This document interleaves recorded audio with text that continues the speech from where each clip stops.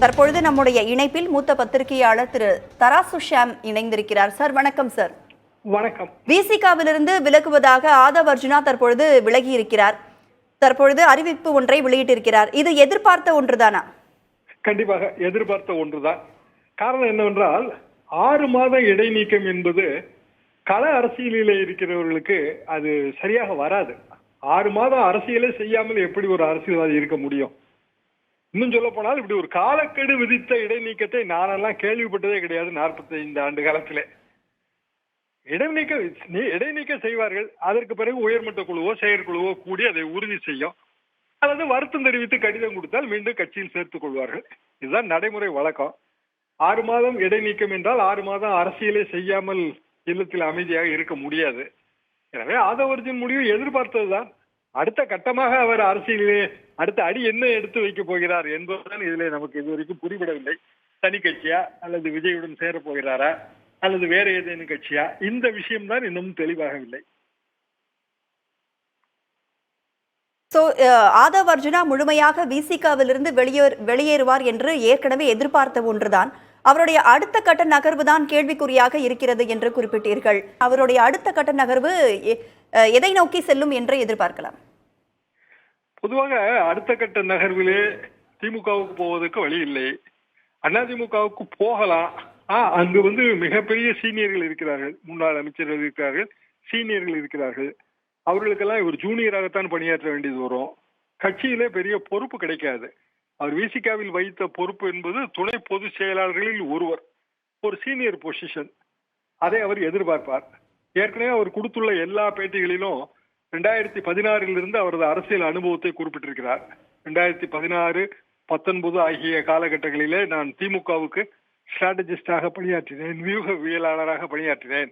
2018 திமுகவையும் விசிகாவையும் ஒரே அணியில் கொண்டு வந்தது நான் தான். அது 2019 பாராளுமன்ற தேர்தலில் உதவியாக இருந்தது.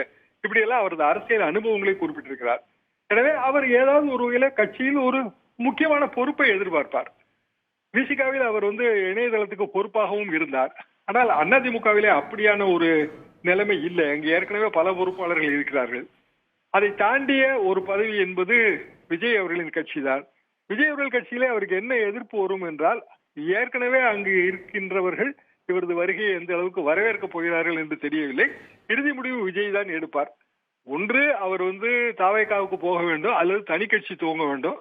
தனி கட்சி துவங்குவது என்பது இந்த காலகட்டத்திலே மிக மிக கடினம் என்பது அனைவருக்குமே தெரிந்த விஷயம்தான்.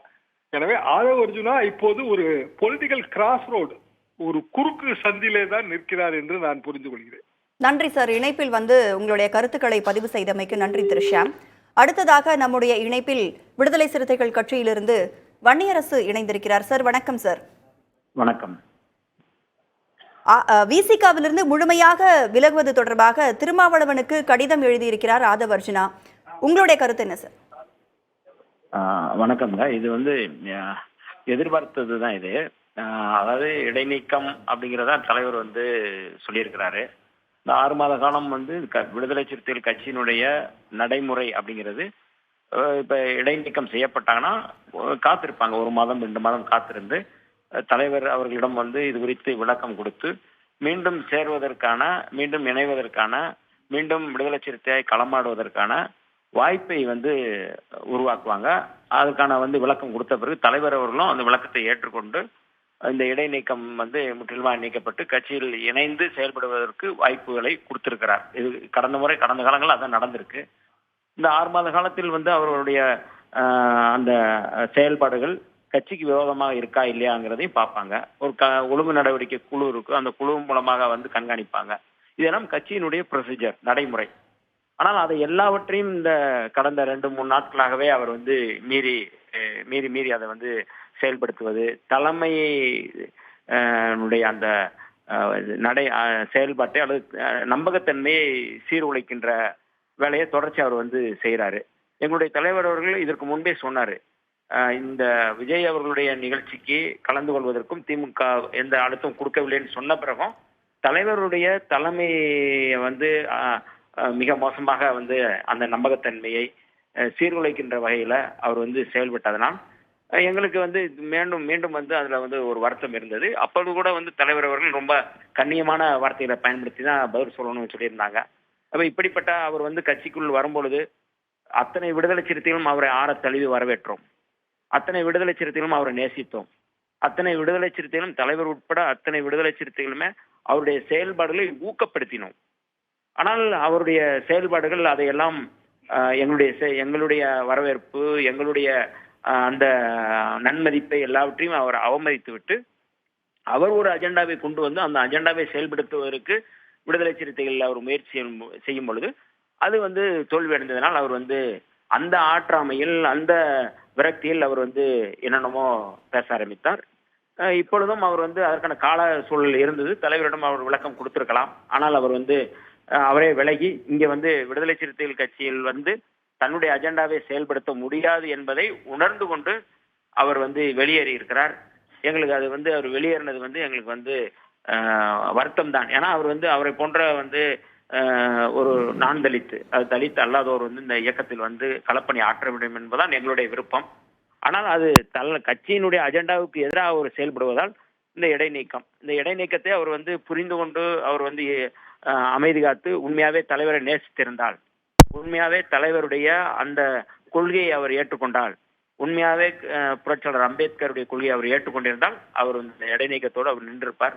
அவர் விலகி இருப்பது என்பது அவர் எடுத்த முடிவு. அந்த முடிவு வந்து அவர் வந்து எங்கிருந்தாலும் அவர் வந்து சிறப்பாக செய்ய வேண்டும் என்று நான் வாழ்த்துகிறேன். விசிகாவிலிருந்து ஆதவ் அர்ஜுனா விலகியது வருத்தம் தான் அப்படிங்கிற ஒரு கருத்தை முன் வச்சிருக்கிறீங்க. என்னதான் விசிகாவுக்கு திமுக அழுத்தம் கொடுக்கல அப்படின்னு திருமாவளவன் தரப்புல இருந்து சொன்னாலுமே கூட புதிய தலைமுறைக்கு ஆதவ் அளித்த பேட்டியில திருமாவளவனுக்கு திமுக அழுத்தம் கொடுத்ததாக அவர் மறுபடியும் அதே ஒரு கருத்தை முன் வச்சுக்கிட்டே இருக்கிறாரு. அதற்கான காரணங்கள் என்ன சார்? அதுதான் அவரு யாரு ஸ்கிரிப்ட் கொடுத்துருக்குறாங்களோ, யாரு வந்து அந்த இதை சொல்லணும்னு சொல்றாங்களோ அதை சொல்றாரு. அவர் மேல எங்களுக்கு எந்த வருத்தமும் இல்லை. அவர் வந்து இயக்கப்படுகின்ற ஒருவராக யாரோ ஒருவர் வந்து விடுதலை சிறுத்தைகள் அந்த திராவிட முன்னேற்ற கழகத்தின் தலைமையிலான மதச்சார்பற்ற முற்போக்கு கூட்டணியை உடைப்பது, அல்லது அந்த கூட்டணியில் குழப்பம் விளைவிப்பது, அல்லது விடுதலை சிறுத்தைகள் கட்சியை வந்து உடைப்பது, அல்லது விடுதலை சிறுத்தைகள் கட்சிக்குள் குழப்பம் விளைவிப்பது, இந்த ரெண்டும் நடக்காததுனால வந்து அவர் வந்து இந்த இடத்துக்கு வந்து அவர் வந்து திமுக சொல்லிதான் அப்படிங்கிற ஒரு அவதூறை அவர் பரப்புறார். இது வந்து ஒரு கால் நூற்றாண்டுக்கு மேல இந்த தமிழ்நாட்டில் விடுதலை சிறுத்தைகளை வலிமையாக இந்த மக்களுக்காக தன்னை அர்ப்பணித்துக் கொண்டு எந்த புற அழுத்தமும் அக அழுத்தமும் இல்லாமல் களமாடி வந்த ஒரு தலைவரை வந்து ஒரு கொச்சைப்படுத்துற விதமா அவர் பேசியிருப்பது என்பது, அந்த குற்றச்சாட்டை சொல்லியிருப்பது என்பது மிக ஒரு அபத்தமானது அப்படிங்கிறத எல்லா விடுதலை சிறுத்தைகளுக்கும் தெரியும். அவர் வந்து புதுசா வந்திருக்கிறதுனால அவருக்கு வந்து தெரியாம சொல்லலாம். எங்களுடைய தலைவர் அவர்களை பொறுத்தளவு அக அழுத்தமாக இருந்தாலும் புற அழுத்தமாக இருந்தாலும் எந்த அழுத்தங்களும் அவரை வந்து ஒன்றும் செய்ய முடியாது என்று எல்லாருக்குமே தெரியும். அதனால அவருடைய குற்றச்சாட்டுங்கிறது யாரும் நம்ப மாட்டார்கள். அவர் வந்து அதை திரும்ப திரும்ப சொல்வது என்பது அவர் கொடுக்கப்பட்ட ஸ்கிரிப்ட் அல்லது அவரை இயக்குகிறவர்கள் சொல்கின்ற கருத்தை தான் நாங்க வந்து பார்க்கிறோம். விசிகாவிலிருந்து முழுமையாக விலகுவது தொடர்பாக திருமாவளவனுக்கு கடிதம் எழுதியிருக்கிறார் ஆதவ் அர்ஜுனா. இது குறித்து பேசுவதற்காக செய்தி அரங்கிலிருந்து மூத்த செய்தியாளர் விஜயன் இணைந்திருக்கிறார். இனி நீங்கள் தொடரலாம் விஜயன். நன்றி ராதா. வன்னியரசு சமீபத்தில் பேசுகிற போது விசிகாவிலிருந்து விலகிய ஆதவ் அர்ஜுனா குறித்த சில முக்கியமான கருத்துக்களை வெளிப்படையாக இந்த முறை தெரிவித்திருக்கிறார். இதற்கு முன்பு அவர் தெரிவித்த விஷயம் என்பது அவருக்கென்று ஒரு உள்நோக்கம் இருக்கிறது, அவருக்கு ஒரு அஜெண்டா இருக்கு அப்படின்னு பூடகமாக சொல்லி கொண்டிருந்தார். ஆனால் இப்போது அண்மையில் பேசுகிற போது திரு வன்னியரசு அவர்கள் சொல்வது ஆதவ் அர்ஜுனா அவர்களினுடைய உள்நோக்கம் என்பது ஒன்று திமுக கூட்டணியை உடைப்பது அல்லது விசிகாவை உடைப்பது, இதுதான் அவருடைய அஜெண்டாவாக இருந்திருக்க முடியும் அப்படின்னு அவர் சொல்லியிருக்கிறார். இது முக்கியமாக நம்ம கவனிக்க வேண்டியது. திரு வன்னியரசு, நானே பல விவாதங்களில் உங்களிடம் பேசிய போது ரொம்ப நயமாக நீங்க பேசியிருக்கிறீங்க. ஏன்னா இப்போ அவர் உங்க கட்சிக்குள் இருந்தார், அவருக்கென்று சில உள்நோக்கங்கள் அஜெண்டா இருக்கலாம் அப்படின்லாம் சொல்லியிருந்தீங்க. ஆனால் இப்போது நீங்கள் வெளிப்படையாக சொல்லியிருப்பது அவருக்கான உள்நோக்கம் என்பது திமுக கூட்டணியை உடைப்பது அல்லது விசிகாவை உடைப்பது அப்படின்னு சொன்னது ரொம்ப கவனமாக பார்க்க வேண்டிய ஸ்டேட்மெண்டா இருக்கே.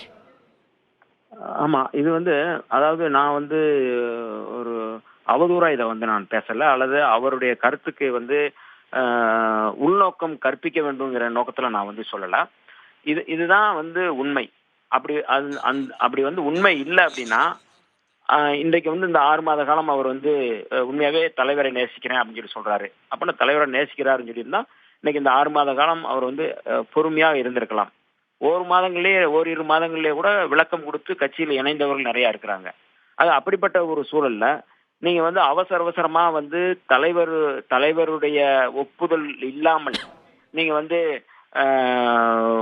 ஒரு ஒரு முயற்சி எடுப்பது அப்படிங்கிறது அல்லது பேசுவது என்பது ஒரு கூட்டணியில் இருந்து கொண்டு அந்த கூட்டணி தலைவர்களை வந்து கொச்சைப்படுத்துவது, விமர்சிப்பது, விடுதலை சிறுத்தைகள் கட்சிக்கு நேர் எதிரான கொள்கை உள்ள சங்கராச்சாரியாரை வந்து வெளிப்படையாக வந்து அவர் நல்லவர்னு சொல்றது, இது எல்லாமே வந்து கூட்டணிக்குள்ள வந்து இருக்கிற ஒரு குழப்பமும் கட்சிக்கு இருக்கிற கொள்கைக்கு நேர் எதிராக பேசுவதாக நாங்க வந்து பாக்குறோம். அதனால இது வந்து முழுமையாக அவர் முன்னெடுத்திருக்கின்ற அந்த அஜெண்டா இங்க தோல்வி அடைஞ்சது அல்லது அந்த அஜெண்டா இங்க வெற்றி பெறவில்லை என்கின்ற அந்த ஆற்றாமை தான் வந்து இப்பொழுது அவர் நன்றி திரு வன்னியரசு. இதுகாலும் சொல்லப்பட்டது வந்து திமுக கூட்டணியை உடைப்பதுதான் அவருடைய அஜெண்டாவாக இருக்க முடியும் அப்படின்னு. ஆனால் நீங்கள் கூடுதலாக விசிகாவையே உடைப்பது அவருடைய அஜெண்டாவாக இருக்க முடியும், வெளியிலிருந்து அதற்காக அவரை இயக்குகிறார்கள் அப்படின்னு சொல்லியிருக்கிறீங்க. இது பெரிய விவாத பொருளாக மாறக்கூடிய ஒரு ஸ்டேட்மெண்ட்டாக நம்ம கவனிக்க வேண்டியது. மிக்க நன்றி திரு வன்னியரசு. அடுத்து திரு ஐயநாதன் அவர்கள் இணைந்திருக்கிறார். ஐயநாதன் விசிகாவிலிருந்து விலகி இருக்கிறார் ஆதவ் அர்ஜுனா. அதற்கான நீண்ட நெடிய விளக்கத்தையும் கொடுத்திருக்கிறார்.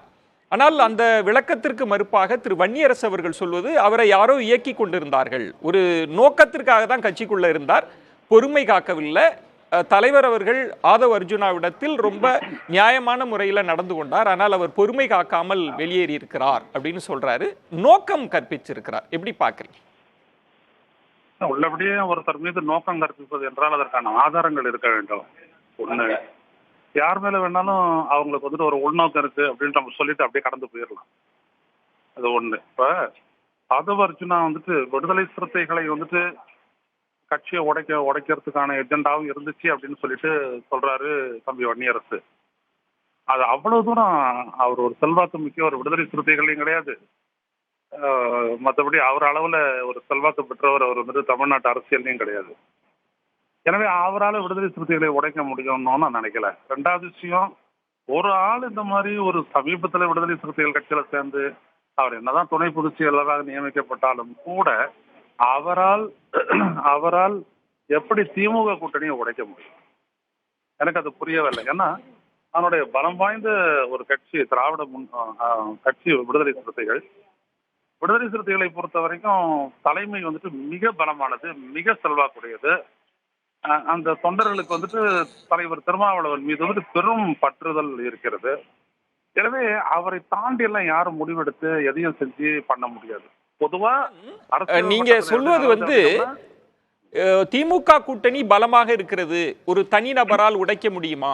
விசிகா போன்ற ஒரு கட்சியை ஒரு தனிநபரால் உடைத்து விட முடியுமா அப்படின்னு ஒரு தர்க்கமாக ஒரு கேள்வி எழுப்புறீங்க. ஆனா முடியுமா முடியாதா அந்த விஷயத்தை தாண்டி அவருக்கான நோக்கம் அதுதான், அஜெண்டா அதுதான். அதன்படி வந்தார், இப்ப வெளியேறி இருக்கிறார்ன்றது தானே விமர்சனம். நீங்க முடியுமா முடியாதாவை விட்டுருங்க, அவரோட அஜெண்டான்னு சொல்றாங்கல்ல, அதை எப்படி எடுத்துக்கிறீங்க? நான் சொல்றதுலயாவது தர்க்கம் இருக்குது, அஜெண்டான்னு சொல்றதுக்கு என்ன ஆதாரம் இருக்குது? யோசிச்சு பாருங்க. அது கிடையாது. அடிப்படையில் என்ன அப்படின்னோம்னா, திமுகவிற்குள்ளேயும் விடுதலை சிறுத்தைகளுக்குள்ளேயும் அந்த கூட்டணிக்கு எதிரான எண்ணங்கள் பலம் பெற்று வருகின்றன என்று வேண்டுமானால் கொள்ளலாம். அது யார் வேண்டுமானாலும் இருக்கலாம். இப்போ ஒரு எடுத்துக்காட்டா இதே ஆதவ் அர்ஜுனா என்ன சொன்னார் அப்படின்னோம்னா, அதை நான் மறுக்கலை. அவருக்கு வந்துட்டு பிரஷர் கொடுத்தது வந்துட்டு ஏவாவேலு தான் அப்படின்னு சொன்னதுக்கு ஏவாவேலு கிட்ட இருந்து மறுப்பு வரல. திருமாவளவனுக்கு பிரஷர் கொடுத்தது ஏவாவேலு தான் அப்படின்னு சொன்னதுக்கு மறுப்பு வரல. அப்போ அது ஒரு காரணமா நம்ம எடுத்துக்கலாம். ஆனா அதை தாண்டி இவரால அதை உடைக்க முடியும் அப்படின்னு, அந்த கூட்டணியை உடைக்க முடியும்னு நான் நம்ப தயாரா இல்லை. அதற்கான அடிப்படையும் இல்லைன்னு தான் நான் சொல்லிட்டு வரேன். சரி, நன்றி திரு ஐயநாதன். மிக்க நன்றி. 2 தினங்களுக்கு முன்பு அரசியல் பிரிவு ஆசிரியர் கார்த்திகேயன் அவர்களுக்கு திரு ஆதவ் அர்ஜுனா அவர்கள் அக்னி பரீட்சை நிகழ்ச்சியில் ஒரு விரிவான நேர்காணல் கொடுத்திருந்தார். மனம் திறந்து பல விஷயங்களை பேசியிருந்தார். அந்த காட்சிகளை நம்ம இப்போ மீண்டும் பார்க்கலாம்.